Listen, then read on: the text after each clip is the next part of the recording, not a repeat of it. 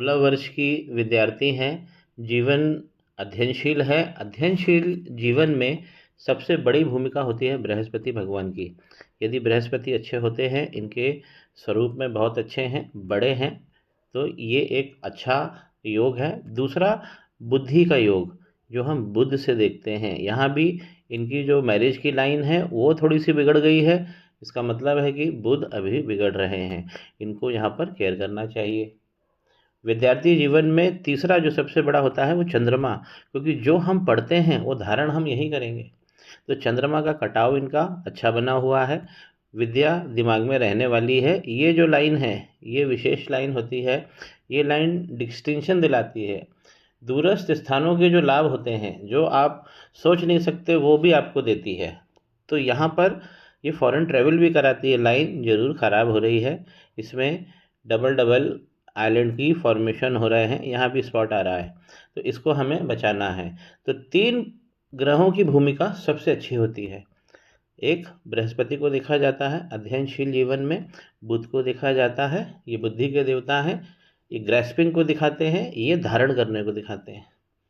तो चंद्रमा जब अच्छे होते हैं तो विद्या जो आप ले रहे होते हैं उस प्रकार वो चंद्रमा धारण करवाते हैं। जब आप स्पर्धा करते हो तो फिर मंगल का पुष्ट लग जाता है।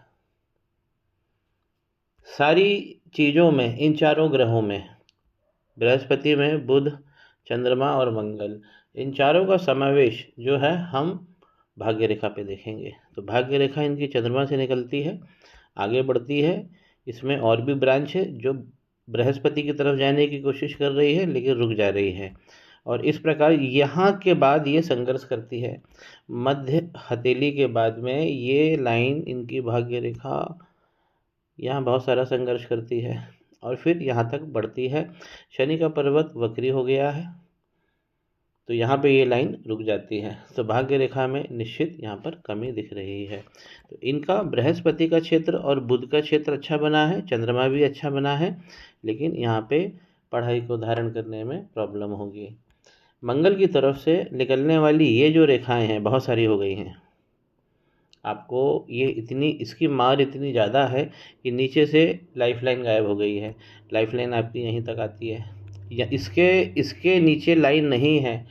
फिर स्वास्थ्य को, आपके शारीरिक स्वास्थ्य को आपको ठीक रखना है जीवन में। यहाँ देखिए, ये इनके शुक्र है, यहाँ पे हमें दिख जाएगा।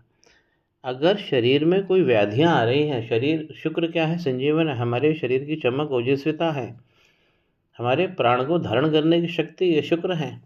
तो यहाँ पर हेल्थ का इश्यूज इनको रहेगा। ये जो स्ट्रेस लाइन है बहुत सारी है और यहाँ पर दाग आ गया है, तो शुक्र इनके गड़बड़ हो गए हैं। दाग नहीं होना चाहिए शुक्र पे।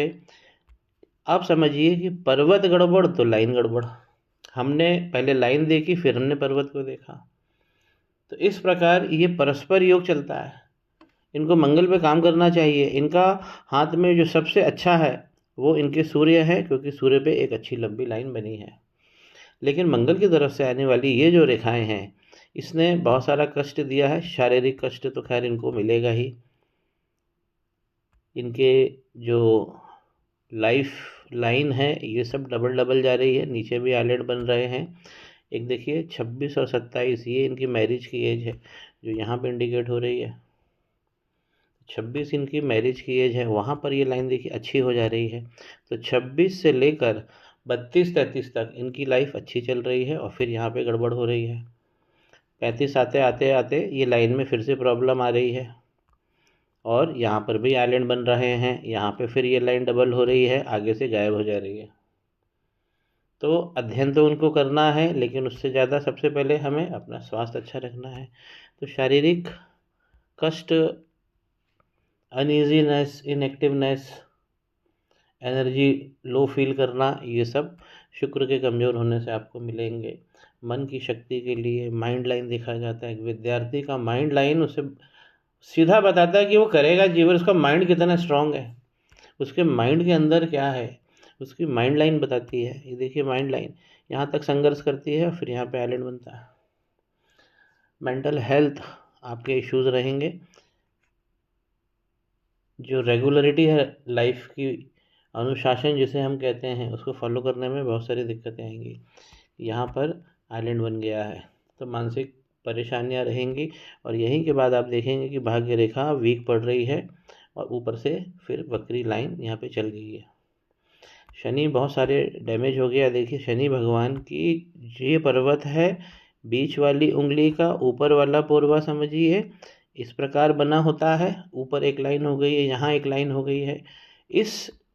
इस पर्वत पर ये जो उंगली बीच वाली है इसके ऊपरी पोरवे तक लाइन चली गई है राहु भगवान की।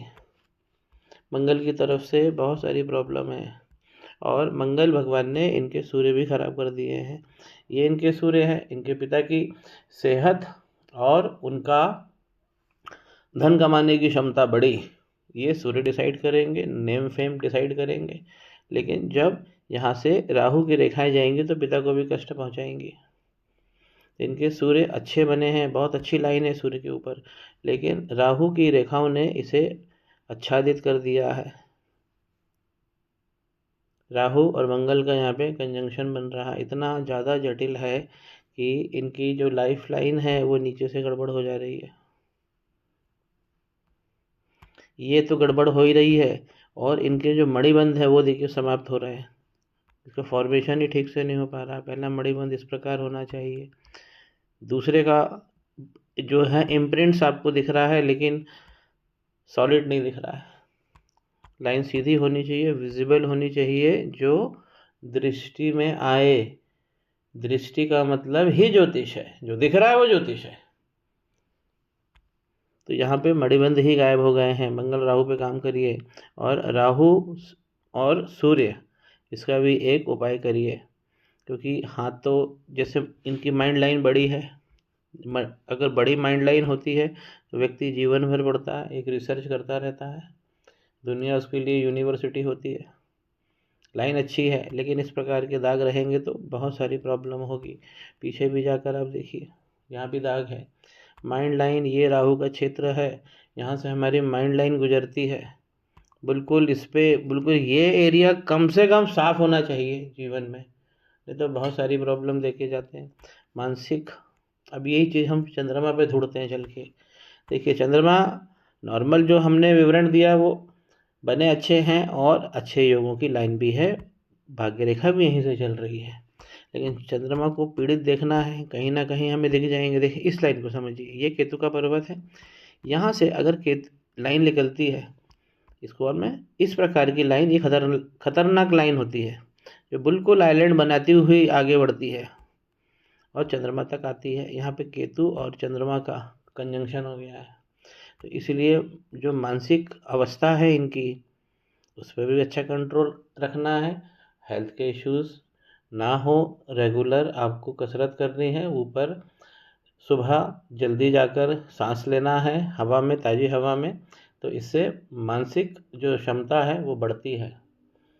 बादाम वगैरह खाइए, इससे भी आपकी मानसिक क्षमता बढ़ेगी। राहु मंगल पे काम कर लीजिए, क्योंकि आपके जो करियर है, करियर अगर हम यहाँ से देखें ये ख़राब नहीं होना चाहिए, सीधा करियर, ना शनि वक्री होना चाहिए।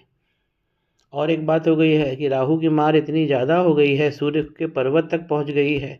बुध का पर्वत अभी भी बचा हुआ है, लेकिन यहाँ तक भी राहु की रेखाएं पहुँच रही हैं, लेकिन बुध का पर्वत अभी भी बचा है। विवाह रेखा में थोड़ा सा डैमेज हुआ है, इस प्रकार का स्पॉट आप देख रहे हैं, विवाह रेखा का झुकना आप देख रहे हैं। अभी बुध इनके अच्छे हैं, चंद्रमा भी खराब नहीं है, 50% तो गड़बड़ है। सबसे ज़्यादा जो प्रभावित अच्छा प्लैनेट हो गया है वो सूर्य है।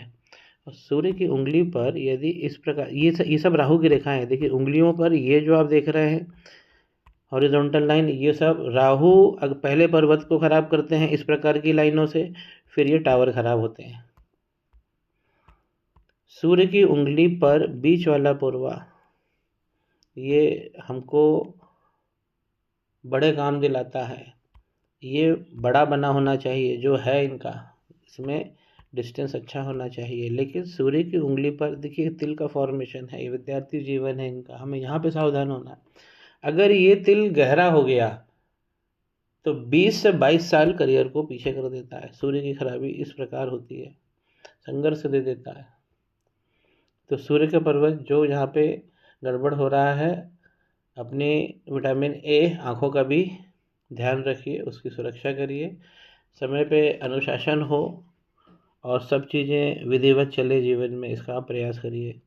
एवं मंगल पे काम करिए और राहु सूर्य की भी रेमेडी करिए। ग्रहण में आ गए हैं सूर्य, मणिबंध समाप्त हो रहे हैं, ये चिंता का विषय है।